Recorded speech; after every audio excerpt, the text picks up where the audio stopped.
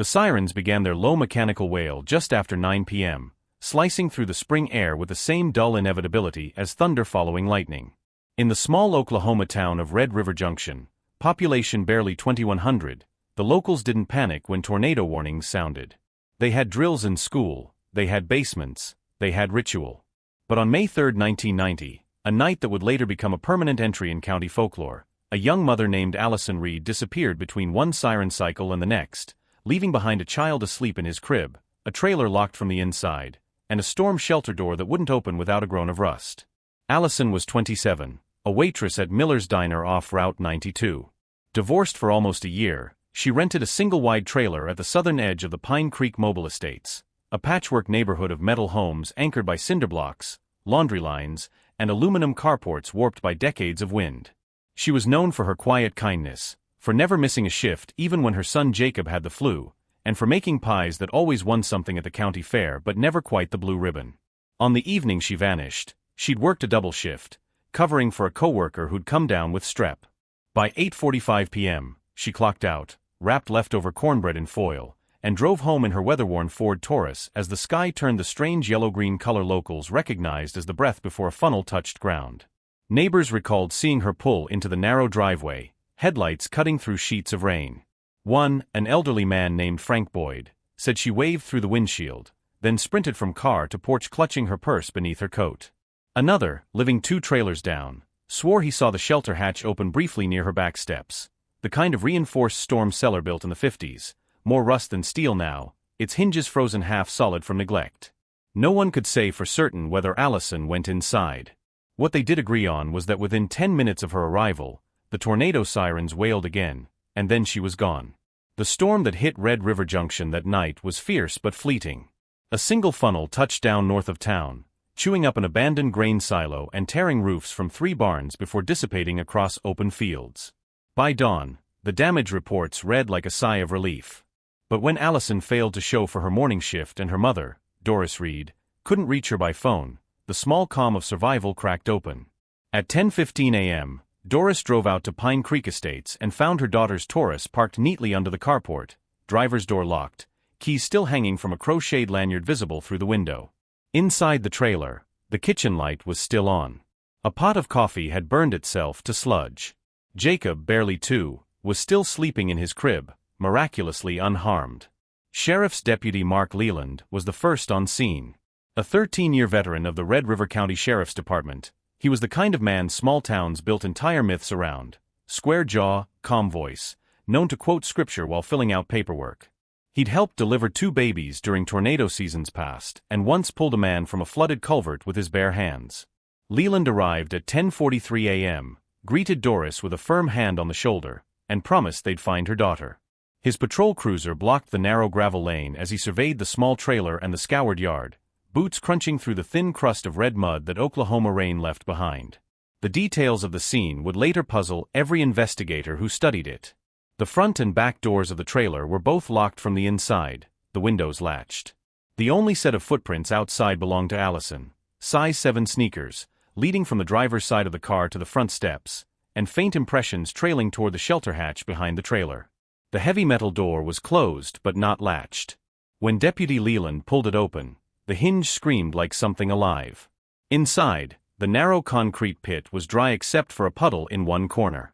No signs of struggle, no dropped flashlight, no torn fabric. Just the smell of rust and damp earth. Investigators noted that Allison's purse sat on the small kitchen table beside an ashtray filled with 2 cigarette butts. She'd quit smoking months earlier, something her co-workers mentioned repeatedly during questioning. The TV was on, a local station looping weather updates and storm warnings, and the back door chain was engaged. On the counter sat 2 plates, one empty, one with a half-eaten slice of pie. The police photographer's flash caught condensation still clinging to the glass of milk beside it. That detail would later become infamous, the milk still cold, the coffee burned black. Time had stopped somewhere between domestic routine and disappearance. The search began before noon, though calling it a search implied organization it didn't have. Red River Junction wasn't equipped for missing persons operations. The sheriff's office fielded 2 full-time deputies and 1 part-timer who also worked security at the feed mill. Volunteers gathered at the local firehouse with flashlights, raincoats, and the conviction that no one in their town just vanished. By sunset, 43 residents were combing ditches, culverts, and storm shelters, calling Allison's name into wind that smelled faintly of ozone. Nothing. No footprints beyond her yard, no clothing, no torn jewelry, no sign of a body carried away by floodwater. The first theory was simple: she panicked during the siren, grabbed Jacob, and sought refuge elsewhere. But the baby was home. The second theory: she'd suffered an emotional break, walked out into the storm. The third, whispered even before nightfall, involved darker possibilities. Rumors spread like infection: old boyfriends, debt collectors, drifters who camped near the river. But none of those stories explained the locked doors or the untouched mud beyond her trailer. By the second day, television crews from Oklahoma City arrived, cameras rolling as the sheriff gave a cautious statement about no evidence of foul play at this time. Leland stood behind him, stone-faced, his arms folded, the model of calm professionalism. Doris Reed, holding her grandson on her hip, refused to leave the yard. She told reporters that her daughter didn't run away, didn't abandon her baby, didn't walk into a tornado to disappear. Her voice, brittle with sleeplessness, cracked on every repetition of Allison's name. Within a week, the Red River Junction disappearance had become a regional curiosity. Reporters called it the tornado vanishing. Psychics mailed letters. Storm chasers speculated that an updraft might have lifted her bodily into the sky. Meteorologists rolled their eyes. The local paper ran grainy photographs of the trailer park and the rusted storm shelter, the door's orange-brown corrosion framing the story's mystery like a metaphor. The investigation, limited by manpower and funding, quickly narrowed on those closest to Allison. Her ex-husband, Gary Reed, a mechanic in Wichita Falls, was questioned for 8 hours. He'd spent the night of May 3 in Texas, verified by co-workers and gas station receipts. Her manager at Miller's Diner had been closing the restaurant when the storm hit. Friends described Allison as cautious, almost paranoid about safety since the divorce. She kept emergency cash in the freezer, pepper spray in her purse, and the phone number of the sheriff's office pinned to her fridge. With no suspects and no evidence of forced entry, the case entered its first limbo. The sheriff's office filed daily reports that grew shorter each week. Allison's trailer was eventually sealed, then unsealed when rent went unpaid. Doris Reed packed her daughter's belongings into cardboard boxes marked Jacob's when older. The only item she refused to move was the storm shelter door, insisting it stay exactly as it had been found. She told neighbors it was the last thing her daughter might have touched. In June, a volunteer discovered something that reignited hope: a section of torn fabric snagged on barbed wire along County Road 17, 3 miles south of Pine Creek Estates. The lab report identified the material as cotton, consistent with Allison's work uniform.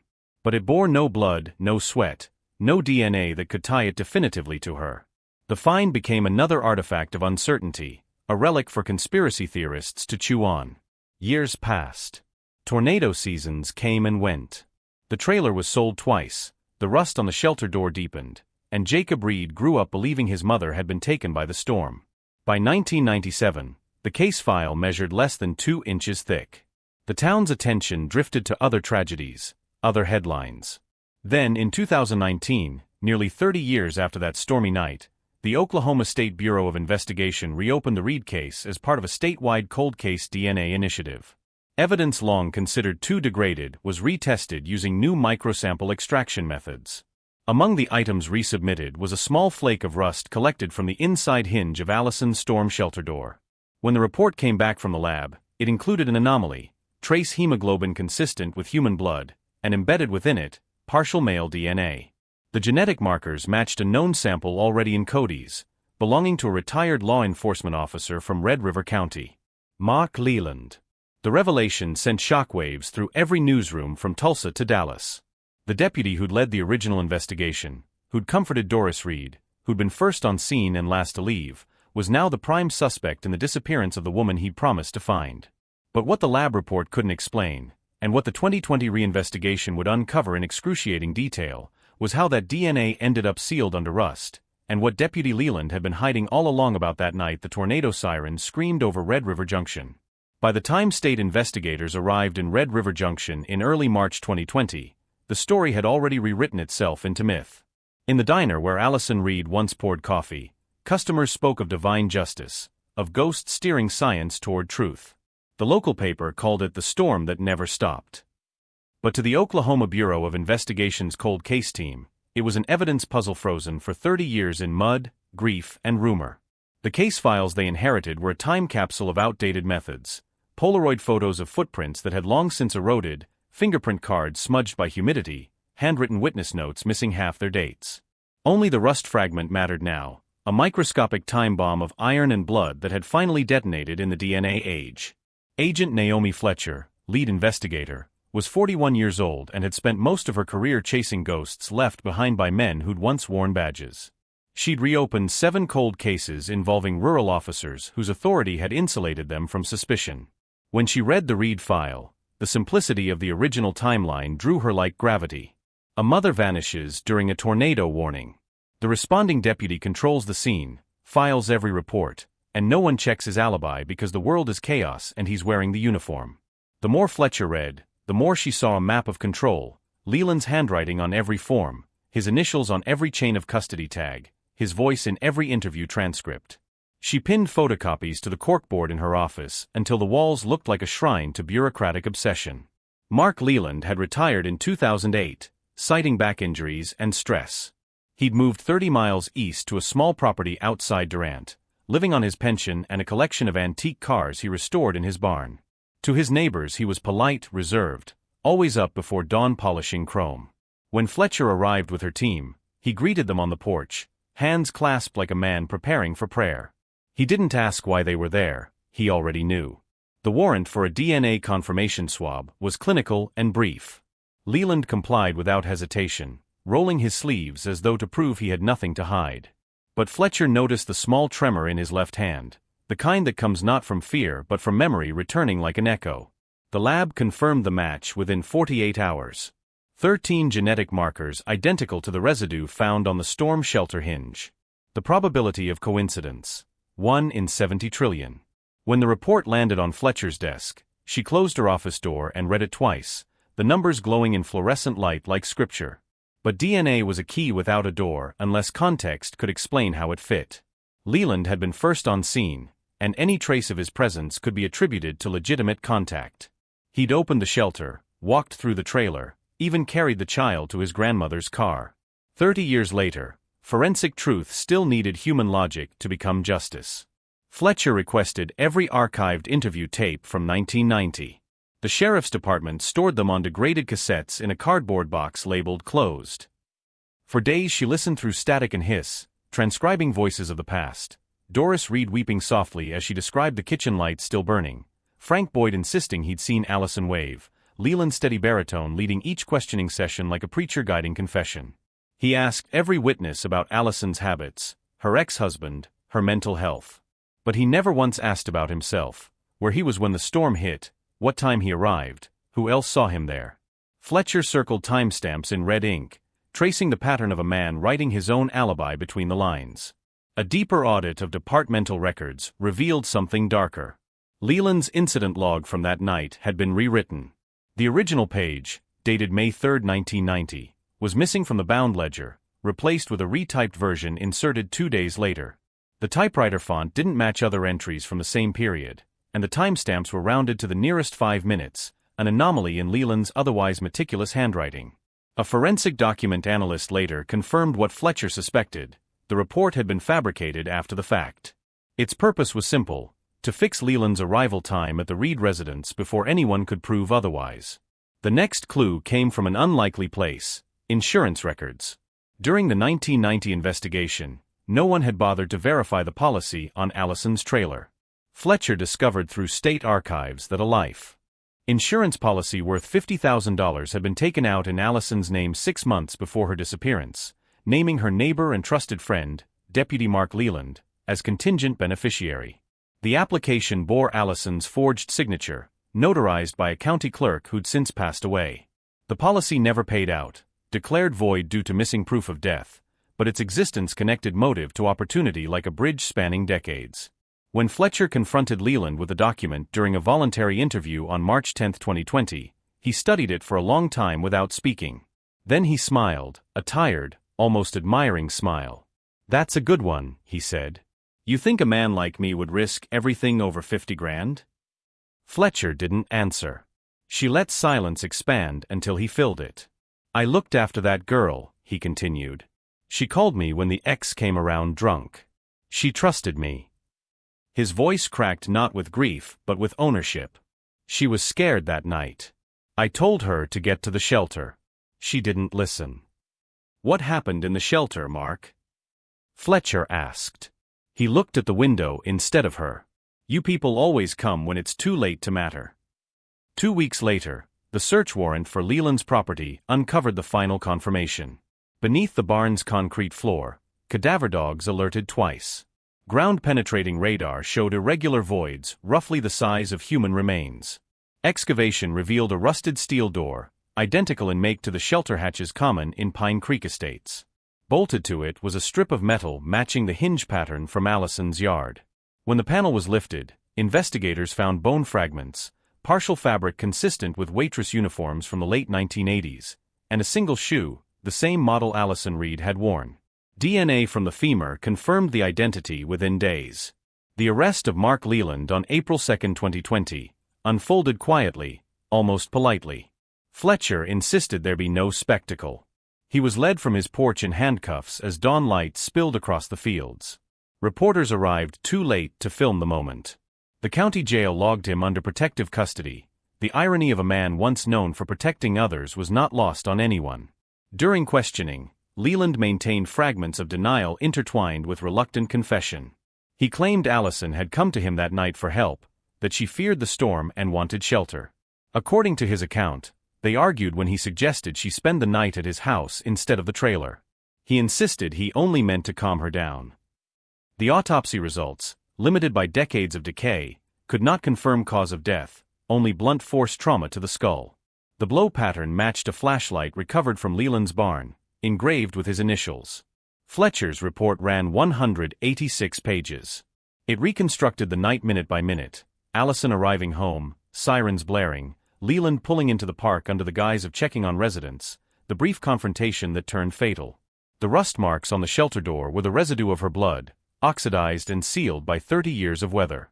The locked trailer was his doing. He'd known how to engage the interior chain through a narrow gap with a coat hanger, a trick learned during years of welfare checks. When he realized she was dead, he transported her body in his cruiser, hidden it beneath a tarp, and later entombed her under the barn he built in 1992, the year the investigation officially went cold. At trial, the prosecution's challenge was time. Memories had faded, witnesses had died, and the defense argued contamination of evidence. But the jury didn't need memory. They had science, motive, and the quiet collapse of a man who'd believed he'd outlasted consequence. After 4 days of testimony, Leland requested to address the court. His statement was brief. "I thought the storm would wash it all away. Turns out it just buried me instead." He was sentenced to life imprisonment without parole. Doris Reed attended every day of the trial. Now 73, she sat in the front row clutching the same photograph of Allison holding baby Jacob in her arms. When the verdict was read, she didn't cry. She just exhaled, as if releasing 30 years of air she'd been holding since the night the sirens began. Afterward, she told reporters she wasn't interested in forgiveness, only in the simple truth that her daughter hadn't abandoned her child.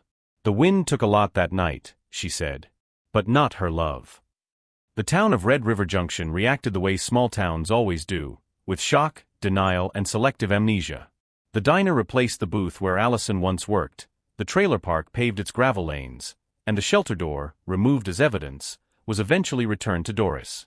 She kept it propped against a tree in her backyard, the rust streaked now with new paint, a private monument to everything the storm revealed.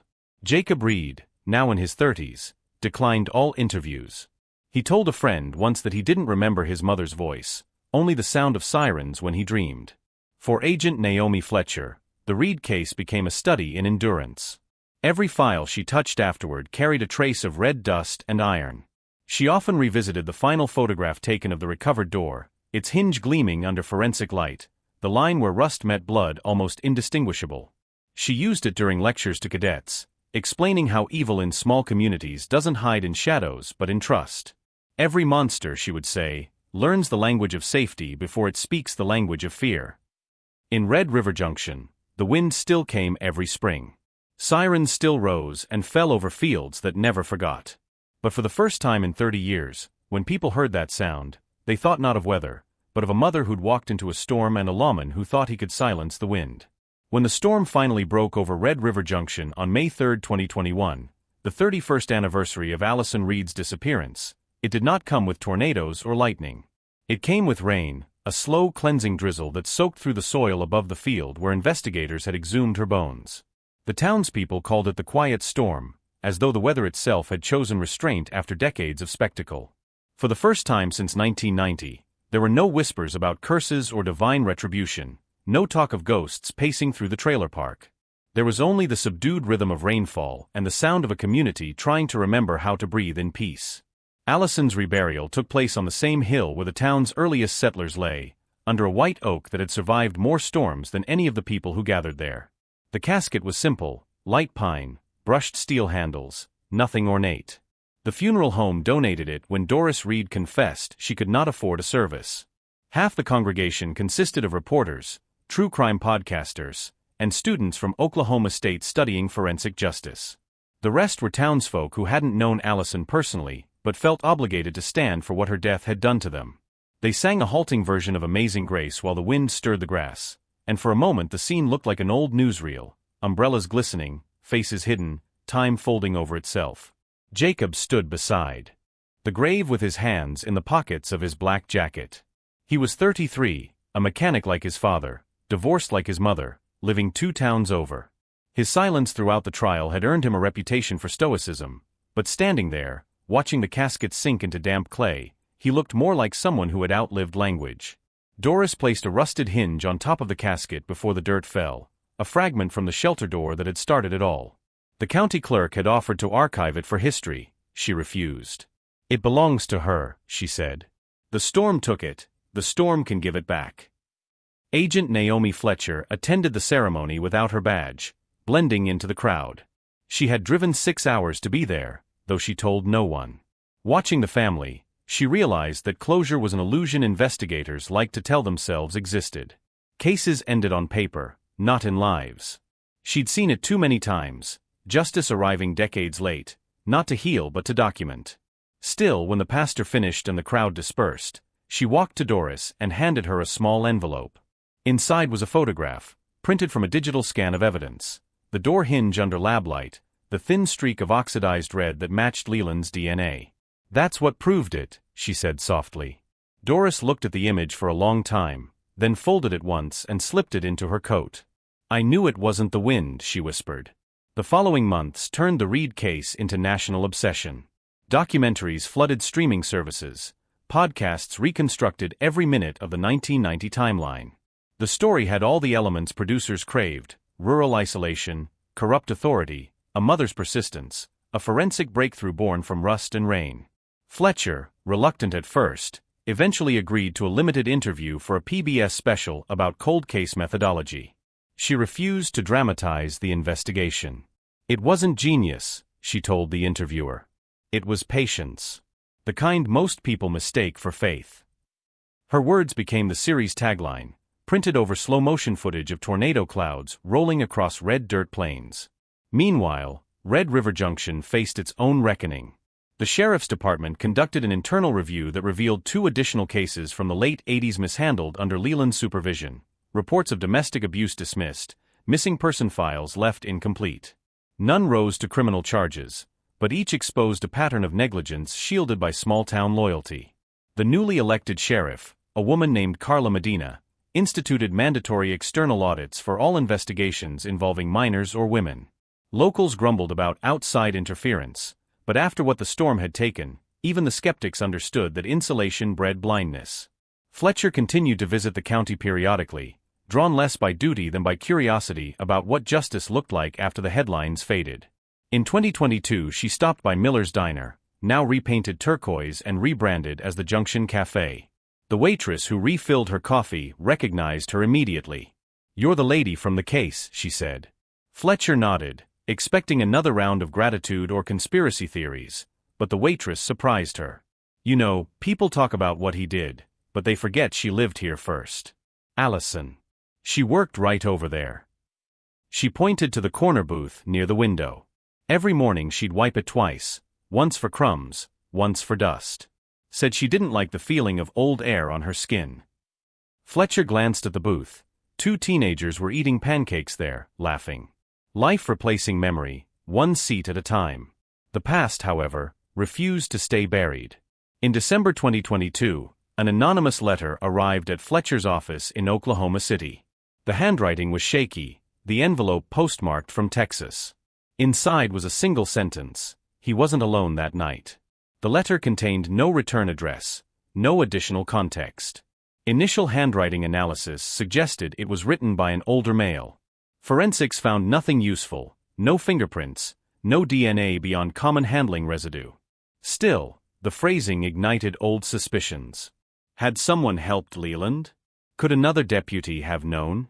Fletcher reopened the archive again, searching through duty rosters, radio logs, and patrol car maintenance records. She found one anomaly: a brief radio transmission at 9:12 p.m. on May 3, 1990, logged by dispatch but never recorded on the tape. The entry read simply, Unit 4 checking Southern Estates, all clear. At that time, Leland's assigned call sign had been Unit 3.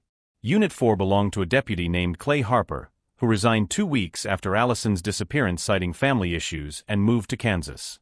His personnel file listed no misconduct, but his name appeared in Leland's contact list scribbled on the back of a 1991 Christmas card. Fletcher tracked him down living in a trailer outside Wichita, 70 years old, frail, his health failing from emphysema. When she visited, Harper denied involvement. His voice was thin, threaded with the rattle of years. "Mark was my friend," he said. "He didn't tell me what happened. But I knew something broke in him that night." He paused, coughing into a towel. "He called me around 10, said the girl was gone, asked me to drive the back roads for a bit, make sure nobody saw his cruiser near the park. I thought he was covering up some affair, maybe an accident. Didn't think he meant death." He wiped his mouth, staring at the floor. "You don't understand what it was like back then. In this county, you didn't question your own." Harper's testimony came too late for new charges. Statute limitations on accessory after the fact had long expired, but it filled the final gaps in Fletcher's reconstruction. The storm that night hadn't been chaos, it had been choreography. Leland left the diner parking lot minutes after Allison, intercepted her outside her trailer under the pretext of evacuation, argued, struck her, and called Harper for a ride to create a false patrol log while he disposed of the body. The shelter hinge had caught her blood when he staged the scene, locking the door to mimic a disappearance. For 30 years, the rust had protected the truth like a capsule sealed in time. Fletcher filed a supplemental report closing the case for good. But in her private notes, she wrote a single line: "The storm was never the killer." It became her mantra for the rest of her career. She taught new recruits to distrust coincidence, to treat routine as camouflage. When she retired in 2029, she donated her files to the Oklahoma Historical Society. Scholars studying the Reed case decades later would find her annotations in red ink, small arrows, words like control, timing, silence, each a breadcrumb in the anatomy of manipulation. As for Red River Junction, the town eventually found a strange sort of redemption through tourism. By 2030, a small museum opened inside the old sheriff's office, curated by local high school students. They displayed copies of evidence photos, weather reports, and newspaper clippings under glass. At the center stood the restored storm shelter door, its surface sealed under clear resin to preserve the rust that had once been blood. Visitors left flowers beneath it, though none could quite explain why. Some said it symbolized endurance, others guilt. The plaque beneath read, "In memory of Allison Reed, 1963 to 1990. Justice may sleep, but it never forgets." Jacob visited the museum once, alone. He spent an hour staring at the door, tracing the line of corrosion with his eyes, imagining his mother's hand on the handle. When he left, he told the curator, "She's not under that barn anymore. She's in the sirens." It was the only public statement he ever made about the case. Each May, the town still holds a small memorial service when tornado season peaks. Sirens are tested at noon, and for 1 minute everyone stands in silence. Children, farmers, waitresses, deputies. To outsiders it might seem an odd ritual, honoring a tragedy with a sound that once heralded it. But for Red River Junction, the wail has become something else entirely, not a warning of destruction, but a reminder that the truth, like the wind, can circle for decades before it finally touches ground. By the spring of 2031, Red River Junction had learned to live with its ghosts. The tornado drill still ran twice a year, the diner still filled at dawn, and the museum in the old sheriff's office had become the town's only tourist attraction, drawing visitors who wanted to stand where the wind had once hidden a secret. The case of Allison Reed no longer appeared in newspapers, yet its echo persisted in ordinary gestures, the way people double-checked door locks, the caution in their voices when strangers asked for directions after dark.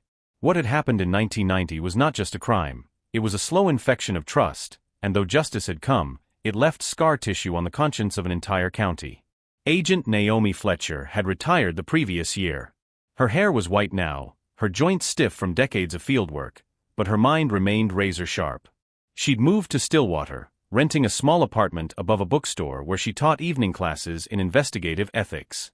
Students loved her bluntness. She refused to romanticize the job. "You're not heroes," she told them. "You're caretakers of chaos.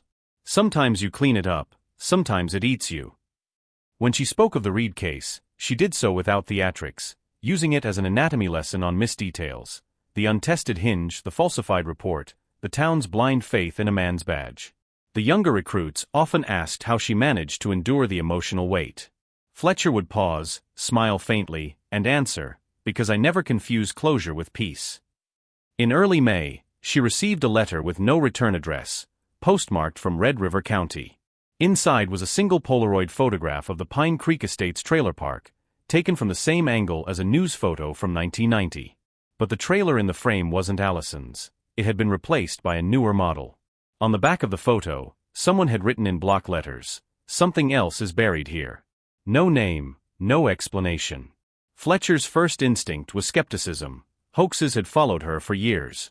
Still, the phrasing stirred an unease she couldn't dismiss. The handwriting, though shaky, resembled that of Clay Harper, the former deputy who had confessed to falsifying the radiolog. Fletcher called the hospice where he'd been living. The nurse told her he had died 2 months earlier, leaving no family and few belongings, just a box of papers donated to a local church. Within a week, Fletcher drove back to Red River Junction. She told no one from the department, preferring discretion. The museum's curator, a history teacher named Brian Torres, let her in after hours. The building smelled of dust and lemon cleaner. She walked past the preserved storm shelter door, running her hand along the resin-coated rust, and stared at the map of the trailer park pinned to the wall. The lot next to Allison's, Lot 18, had been vacant in 1990 and later resold. According to property records, it had belonged briefly to a construction company that also poured the foundation of Leland's barn. Fletcher borrowed the museum's copy of the old survey blueprints and compared them against recent satellite images. There was a 10-foot discrepancy in the southern boundary line, enough to hide a small structure or unregistered utility pit. Her training kicked in. Patterns always repeated themselves. The next morning, she obtained a private search warrant under her consultant license and visited the site. Lot 18 now held a modern double-wide trailer owned by a young couple who worked at the nearby grain elevator. They were polite, curious, and more than willing to let her inspect the property once she explained who she was. Behind the trailer, half swallowed by weeds, she found a patch of disturbed soil roughly the size of a small shed. When she prodded it with a shovel handle, the ground gave a hollow thud. She called in a local excavation crew under confidentiality agreement. 2 feet down, they uncovered corrugated metal, old, corroded, stamped with the same manufacturer code as the shelter doors from the late 1950s. Beneath it lay a cavity filled with silt and debris. Inside, wrapped in decayed tarp, were fragments of clothing, 2 rusted badge pins, and a weathered notebook sealed in plastic. The notebook, once dried and cleaned, revealed itself as a duty log belonging to Deputy Clay Harper. Its entries stopped abruptly on May 3, 1990. The last page read, "He said it was an accident. She fell. I didn't believe him, but I helped anyway. I thought the storm would erase it all. God forgive me." Below that was a set of coordinates written twice, the ink smeared by moisture. Those coordinates pointed not to the barn where Allison's remains were found, but to the drainage field behind the trailer park, precisely where the notebook had been buried. Fletcher handed the evidence to Sheriff Medina, who reopened the file under the codename Windfall 2. Forensic analysis of the site uncovered additional bone fragments belonging to an unidentified adult female, estimated age late teens to early 20s, likely deceased within the same time period. DNA sequencing later matched the remains to Melissa Carr, a local runaway reported missing in 1989. Her disappearance had been briefly investigated by Leland's department before being classified as voluntary. No one had connected her to the Reed case, until now. The discovery exploded across state news. Overnight, the narrative shifted from a single cold case to a pattern of predation hidden under the guise of law enforcement. The district attorney announced a full review of Leland's career, including 33 unsolved missing person reports between 1985 and 1990. Every file he'd touched was now potential evidence of something larger. In Red River Junction, disbelief gave way to collective mourning.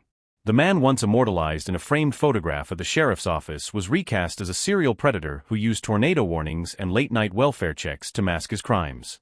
For Doris Reed, the revelation felt like the storm had returned. She'd spent years believing her daughter's death was a singular tragedy, a personal cross to bear. Now she realized Allison had been part of something systemic, a chain of silenced women buried under the same soil. When reporters came to her doorstep again, she turned them away. "Don't make her another headline," she said. "Tell the truth about the others. Leave my girl in peace." Jacob, too, avoided publicity.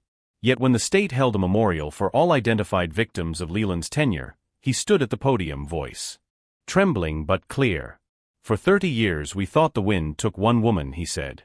"Turns out it carried the cries of many. If we listen carefully, maybe we can still hear them." His words became the inscription on a new granite memorial installed outside the courthouse, etched with names newly uncovered by DNA databases. As investigators combed through Leland's archived cases, they found disturbing patterns. Each victim was female, each case tied to storm events, nights when the sirens blared, when chaos gave cover. Some were domestic calls, others routine patrol stops. Leland's reports always ended the same way, unable to locate. He had turned the weather into an accomplice, the wind his curtain of disappearance. The forensic re-examinations yielded partial remains in 2 additional counties, buried near old drainage culverts and decommissioned storm shelters. The press dubbed him the Tempest Killer, though Fletcher detested the term. "He wasn't a storm," she told a journalist. "He was the calm that followed it, the part everyone trusts." Fletcher testified before a state ethics committee in 2032, urging legislation for mandatory independent review of all unattended deaths and missing person cases involving law enforcement personnel. The bill passed narrowly, known colloquially as Allison's Law. It required every county in Oklahoma to archive forensic samples from open cases indefinitely and submit them for reanalysis every decade as technology advanced. It was the closest thing to immortality the victims would ever have, the promise that they would not be forgotten again. In her final years, Fletcher visited Doris occasionally. They'd sit on the porch, drinking sweet tea, watching the horizon darken with clouds. "You think it's over?" Doris asked once. Fletcher shook her head. "Evil doesn't end," she said. "It just changes uniform." Doris nodded, eyes fixed on the wind rippling the trees. "At least now we know what it looks like." On the 35th anniversary of Allison's disappearance, the town held one last ceremony. The museum was expanded into a permanent memorial center, complete with a digital archive of the investigation. Visitors could listen to recordings, read transcripts, see the photographs once sealed by time. The rusted door remained the centerpiece, illuminated by a single spotlight. Next to it hung a plaque listing every confirmed victim of the Tempest Killer. The final line read, "Justice found them, even when we stopped looking." As the crowd dispersed that night, thunder rolled faintly across the plains. A warm breeze swept through the streets, bending flags and lifting dust. In that sound, some claimed to hear the whisper of Allison's voice, soft, steady, carried by the same wind that once took her, now returning to bear witness. Others heard nothing at all, only the ordinary breath of Oklahoma evening. But in Red River Junction, the absence of fear had finally become its own kind of miracle. By 2034, Red River Junction had become a paradox, a town that survived by retelling the story of its own corruption. The small museum at the edge of Main Street drew steady streams of visitors, tour buses stopping beside fields where the soil had long since reclaimed the past. Local cafes sold coffee mugs with slogans like "Justice never rusts," and "The wind remembers." What had once been a community's wound was now its industry. The irony wasn't lost on anyone, least of all Jacob Reed, who hated seeing his mother's name on souvenirs. But he understood the truth. People would rather consume tragedy than confront it. He lived quietly now, restoring old vehicles in a converted barn outside town, not far from where Leland had hidden Allison's body decades earlier. He avoided interviews, ignored documentary requests, and spoke rarely of the trial. Yet the story followed him anyway.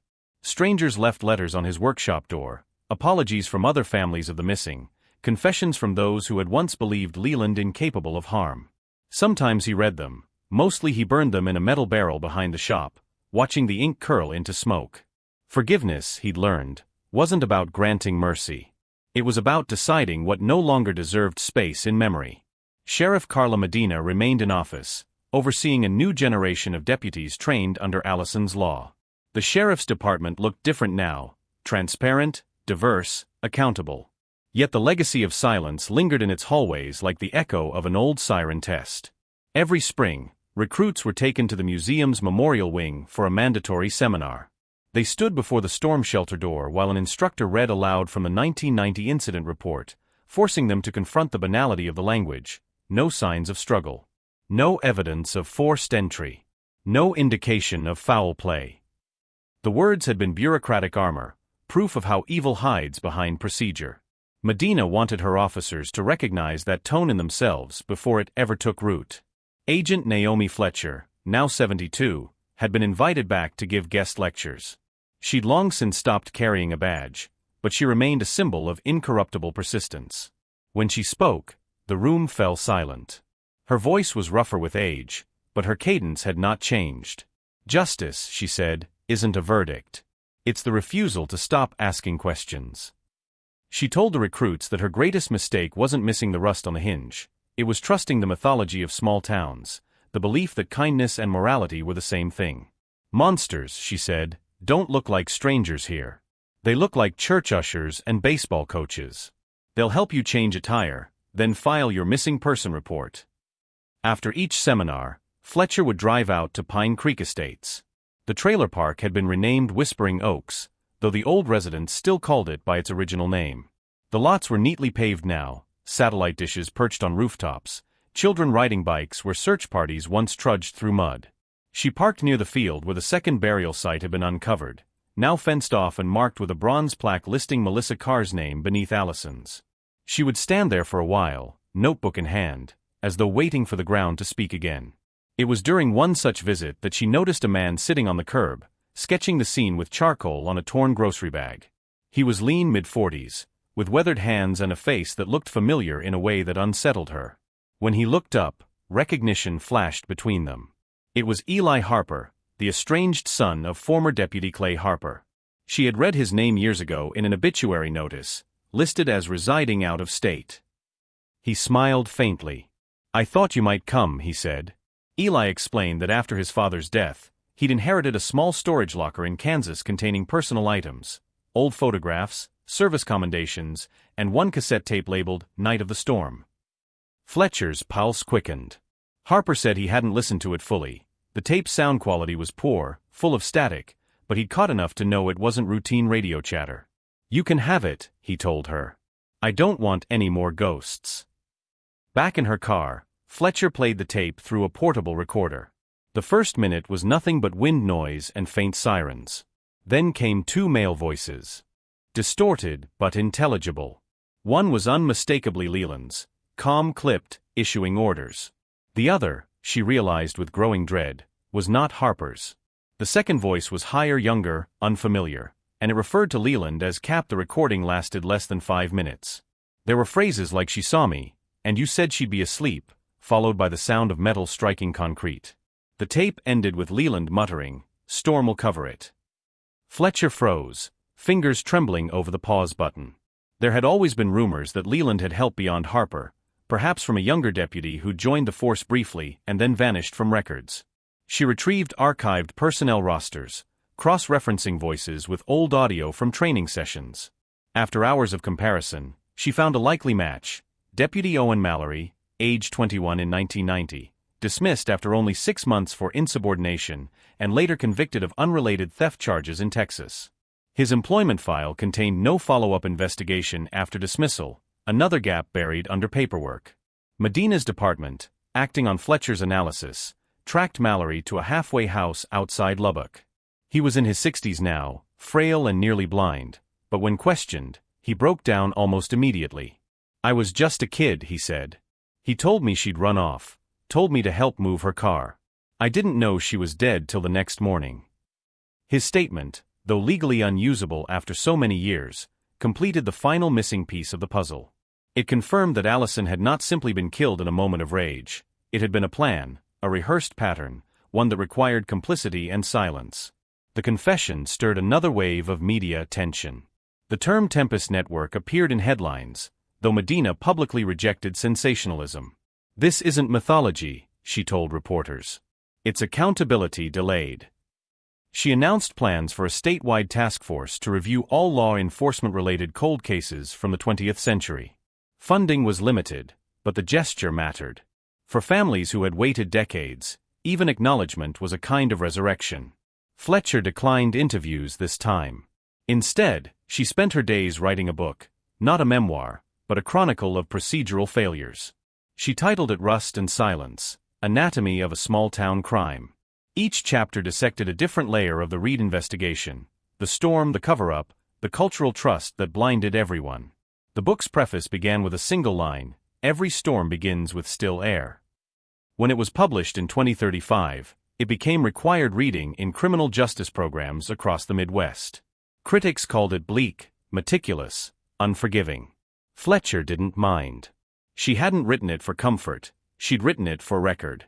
Doris Reed lived long enough to see the book's release.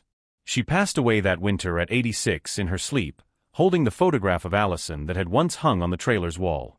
Jacob arranged a quiet service with no press, no speeches. Fletcher attended, standing at the back of the small church. When the pastor invited memories, she finally stepped forward and spoke, her voice steady. "Your daughter taught us that evil can live in plain sight.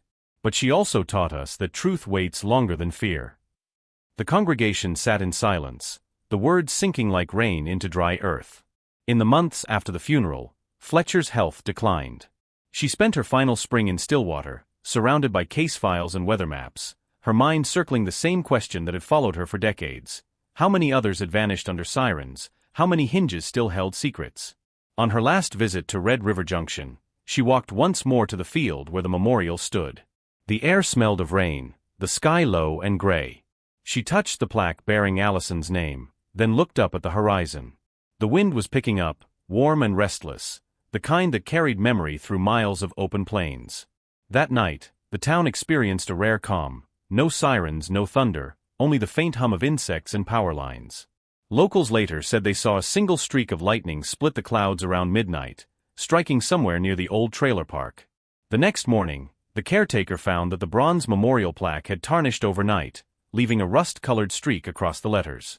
No one could explain it, but no one tried. In Red River Junction, rust had always been the color of truth. And so the story of Allison Reed ended not with thunder but with stillness. The storm had passed, the names recorded, the ground at last at peace. But those who had lived through it knew that justice was not an end, only the weather changing direction, waiting for another sky, another siren, another forgotten door to creak open in the wind. The year 2036 began with silence in Red River Junction, a quiet so complete it unnerved the locals. After nearly 4 decades of headlines, trials, memorials, and anniversaries, there were no more breaking news alerts, no new discoveries buried beneath the soil, no remaining witnesses left to question. The town had become a place that had outlived its own legend. The memorial lights outside the old sheriff's office switched on automatically at dusk, casting an amber glow on the bronze plaques that told the story visitors already knew by heart. Children who hadn't even been born when the last trial ended rode their bicycles past those names without slowing down. The wind had returned to being just weather again. Yet for some the silence was not peace, it was the uneasy calm after a lifetime of noise. Jacob Reed felt it most acutely. In his late 30s now, the once haunted mechanic had become a figure of reluctant resilience in the community. He was still living outside town, in the same workshop surrounded by rusted Chevys and Fords, but his life had grown small by design. He didn't attend the annual ceremonies anymore, didn't speak to journalists, didn't answer letters. The last public words he'd uttered, the line carved into the courthouse memorial, had cost him a part of himself. But one spring evening, as lightning flickered in the distance and the scent of rain rolled across the fields, Jacob did something he hadn't done in years. He drove back to Pine Creek Estates. The trailer park had changed again. The streets were paved now, the lots expanded, the new name, Whispering Oaks, etched neatly on a blue sign near the entrance. The trailer where Allison once lived was long gone, replaced by a modular home with solar panels on the roof.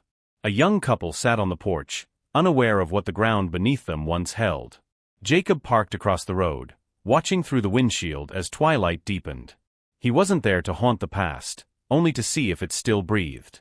And as he sat there, he noticed a small metallic glint by the curb, a remnant of something half buried in the gravel.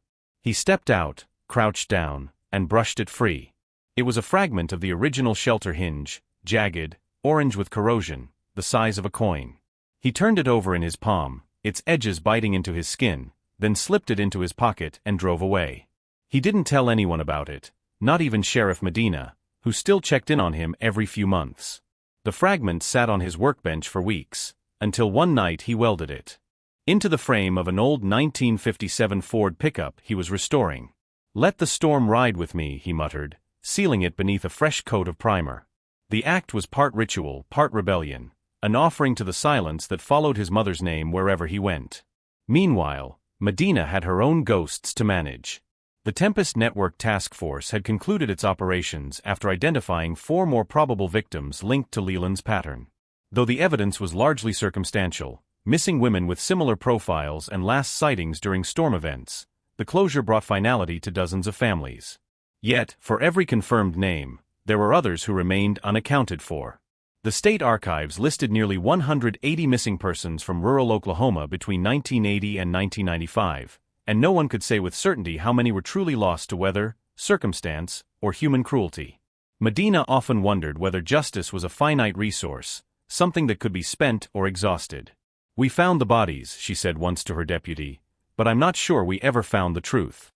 That same year, the Allison Reed Memorial Center expanded into a national database hub, connected with universities and forensic institutes across the country.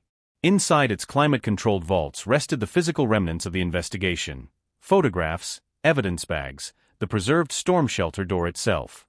Historians visited to study the intersection of climate and crime, criminologists analyzed the social psychology of small-town trust, and students in white lab coats spoke of the Reed case in the same tone their predecessors once reserved for Lindbergh or Zodiac. The story had transcended tragedy, it had become curriculum. At the dedication ceremony for the new wing, Fletcher's book, Rust and Silence, was displayed in a glass case, open to her final handwritten note before her death. The ink had faded, but the words remained legible: "If you listen long enough, the wind will confess everything." Beneath it hung her photograph, stern and weary, the expression of a woman who had looked too long into the machinery of evil and refused to blink. Sheriff Medina gave a short speech, her voice echoing softly in the marble atrium. "She taught us," she said, "that the truth is not found in lightning, it's found in the rust that follows." By 2040, Red River Junction's population had dwindled to under 500. Younger generations moved toward cities, farms sold to developers. The old diner became a gas station, the museum became both archive and mausoleum. On the outskirts of town, where the tall grass swallowed the remnants of Leland's barn, the wind turbines rose, dozens of them sleek and white, their blades cutting slow arcs through the sky. Locals joked that the town was finally harnessing the wind that once cursed it. But when the turbines turned at night, their low hum sounded eerily like distant sirens, and those who'd lived long enough could still feel the echo in their bones. Jacob aged quietly with the town. He kept the same workshop, now cluttered with half-finished restorations and old case folders he couldn't bring himself to throw away. On stormy nights, he would sit on the porch with a glass of whiskey, watching the rain bead on the rusted tools that lined his fence. He had come to understand something that none of the investigators, journalists, or documentarians ever had. The true horror of his mother's story wasn't that she had been murdered by a man pretending to protect her. It was that so many people had seen pieces of the truth and chosen not to look closer. Fear didn't just silence victims, it deputized bystanders. One June evening, decades after the final trial, Jacob received a package with no return address. Inside was a photograph of the original storm shelter door, taken in 1990 before it was sealed for evidence, and a note written in precise, slanted handwriting. There are still missing reports from Gracet County, Michigan, 2003. Same patterns. Check the hinges. There was no signature, but the penmanship was eerily familiar, the same measured cursive used in Naomi Fletcher's field notes. Except Naomi had been dead for 5 years. Jacob stared at the letter for a long time. The Michigan case, Sarah Chun, had been one of Fletcher's earlier investigations. He remembered it from the museum exhibit, another impossible disappearance. The implication in the letter was clear. The wind had carried its secrets farther than anyone thought. For a moment, Jacob felt the old storm stirring again, the same cold electricity that had haunted his childhood. He folded the note carefully, placed it inside a weatherproof tin, and buried it beneath a fence post behind his shop. "Let someone else dig it up," he murmured. "I've done my part." That night, thunder rolled over the plains, soft but insistent. The wind howled through the turbines, turning their slow rotations into the sound of a heartbeat. Jacob leaned against the doorway, eyes half closed, listening. Somewhere deep in that rhythm, metal against air, memory against time, he thought he heard his mother's voice again. Not words, not language, just presence. He smiled faintly and whispered into the dark, "You can rest now." But as the storm built, a power flicker illuminated the edge of his property, the brief reflection of headlights, then silence. When the power returned, a single envelope lay pinned beneath the workshop door by a small hinge, freshly rusted, its metal wet from rain. There was no name, only a single phrase written across the front: "The wind moves east." Whether it was a hoax, a message, or something else entirely, no one ever knew. The next morning, the envelope was gone, the ground washed clean by rain. Only the faint outline of tire tracks remained, leading toward the highway. In the years that followed, stories began circulating again, another cold case reopening in Michigan, a detective finding new evidence in a decades-old disappearance. People whispered that the same pattern had re-emerged: locked doors, vanishing footprints, and a red coat found hanging in a closet. True crime forums drew the connection immediately. The Oklahoma pattern, they called it. The Tempest legacy. By then, Jacob had disappeared from Red River Junction entirely. Some said he sold his workshop and left for the upper Midwest. Others claimed he'd become a consultant for cold case units, specializing in weather-related disappearances. But those who'd known him best, Sheriff Medina, the museum curator, the few old locals who remembered the night the storm took Allison, believed something simpler. They said he followed the wind. Every few years, a postcard would arrive at the Reed Memorial Center. Always unsigned, always postmarked from a different state: Wisconsin, Illinois, Michigan. Each bore the same image: a horizon beneath storm clouds. On the back, written in tiny, deliberate script, were 3 words: "Still listening. Always." And so the story refused to die. It lived in the rust of the door, in the hum of the turbines, in the spaces between sirens where silence learned to speak. Red River Junction remained on the map, a dot of memory surrounded by endless plains, a reminder that truth, once unearthed, never really sleeps.